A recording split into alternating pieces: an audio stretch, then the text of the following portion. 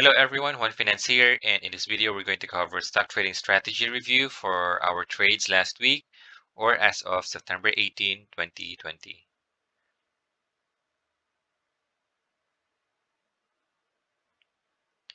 So here we have the peso denominated stocks, and later we're going to have the dollar denominated stocks. So for our portfolio summary, we still have AREIT, RCI, and we have the new one. We have here Shell Philippines, realized profit and losses that we have here. So for the fundamental review, we have the AREIT. It's still good for buy and hold because it's the first REIT of the Philippines. In fact, we already received our dividends last September 15, and it was credited, I guess, September 16 or reflected in our statement. So for RCI, it's still trading below its book value. Market cap versus enterprise value, it's still undervalued at a price of 2.17, which is actually the year-end price of 2019. And then we have here some of the metrics, EPS and PE ratio, it's still acceptable. Now for Shell Philippines, looking at 2019 fundamentals, the year-end price was actually 32. And with the market cap and enterprise value, it's still undervalued at that 32 pesos. And the book value per share is 24.69.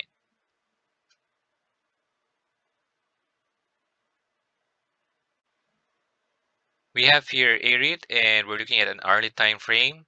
And here we have September 17, we have a massive volume here, and this was actually triggered by these catalysts. So AREIT just bought its fourth property in its portfolio. It's the Teleperformance in Cebu, and the same was actually indicated in its offer, let's say prospectus during the offer period last month. And so it's closing to 26. Last week it actually closed around 25.95 pesos. RCI here. So on the left side you're looking at the daily time frame, and it's actually trading at 1.15 per share, which is actually very close to the 23.6 retracement. And if you're going to look at, we have previously two red candles, but those are actually bearish red candles, and the volume was actually moving downtrend. That may indicate a downward bias. But looking at an hourly time frame here, we have the RSI approaching 40 or 45. We also have here a sign in the MACD that is showing, it's like an imminent reversal looking at the histogram. And if you're going to look at the bars here, we have, of course, we have 4 candles in one trading day. Now, if you're going to look at here, these 4 candles, we have here an upward bias. Okay, so although we have here red candles, but if you're going to look at, most of the trades are actually happening on that upper range of the price codes. So we may see again very strong indication that the stock may trade sideways on the coming days, and then it could show us early, upside momentum because of the RSI and this bullish candles here. So we have the bearish red candles and we have bullish green candles.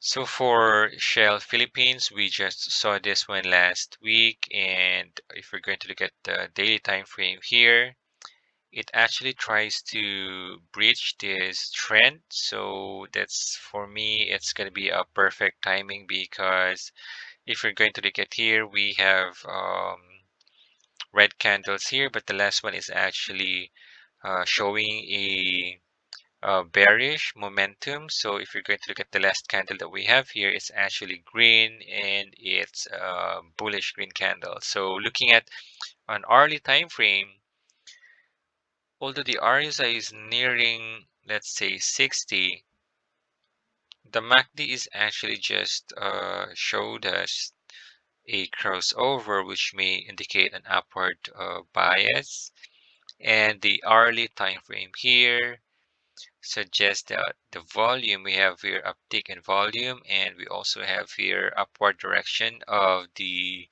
9-day EMA closing to the 26-day EMA. So how the market reacts in the coming days, but we're looking at this stock bouncing at this price here, which may give us around 2% in profit.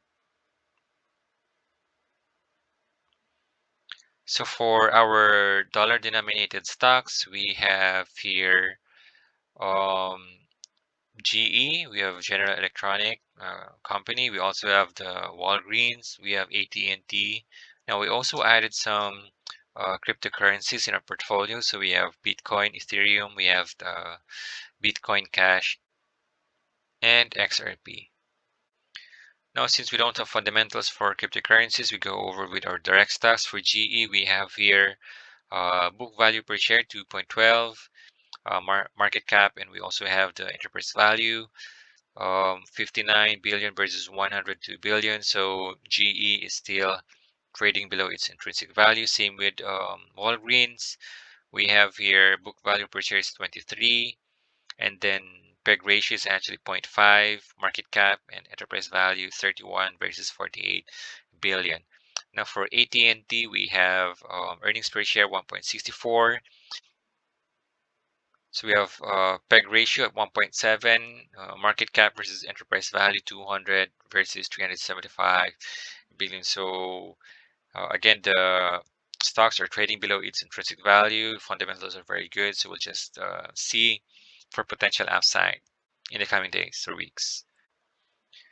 So here we have GE, and the company is still trying to break this trend. We have build up in volume though.